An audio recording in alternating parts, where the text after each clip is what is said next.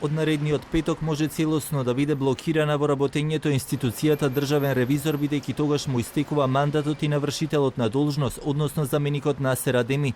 Институцијата која го контролира трошењето на јавните пари ќе се соочи со неможност за исплата на платите на вработените, но и не ќе може да изготвува ревизорски извештај доколку Собраниската комисија за избор и именувања не го избере новиот прв човек и не даде зелено светло за постапката да продолжи во законодавниот дом.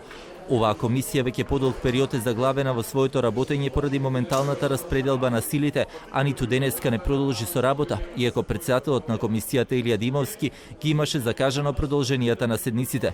Работата на комисијата беше одложена откако пратеникот на СДСМ Мухамед Зекири го побара тоа, повикувајќи се и на претходното барање на пратеникот на независната осумка Крсто Муковски, кој пак бараше да им се даде време за да се направи нова прераспределба на силите, не само во оваа комисија, туку и во другите. Договор се уште не е постигнат, колку што имам информации и мислам дека е коректно да се даде уште некој ден простор да се изнајде договор и да биде присутен колегата Муковски. Бараме одложување на денешните седници. Факт е дека е комплицирана состојбата во оваа комисија со обезбедување на мнозинство. Никој не може практично да обезбеди мнозинство.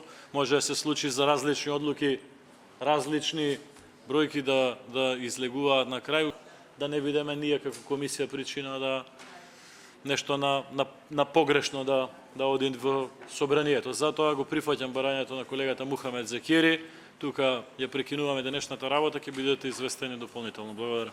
Работењето на оваа комисија досега многу пати беше прекинато и одложувано. Во врска со изборот на државен ревизор, од владеачкото мнозинство велат дека има повеќе предлози за разгледување, но се уште конкретни имиња не се откриваат. Покрај оваа точка, меѓу поважните за кои се очекува дискусија во оваа комисија е изборот на членови на АВМУ и МРТВ, Дирекцијата за заштита на лични податоци, но и други точки.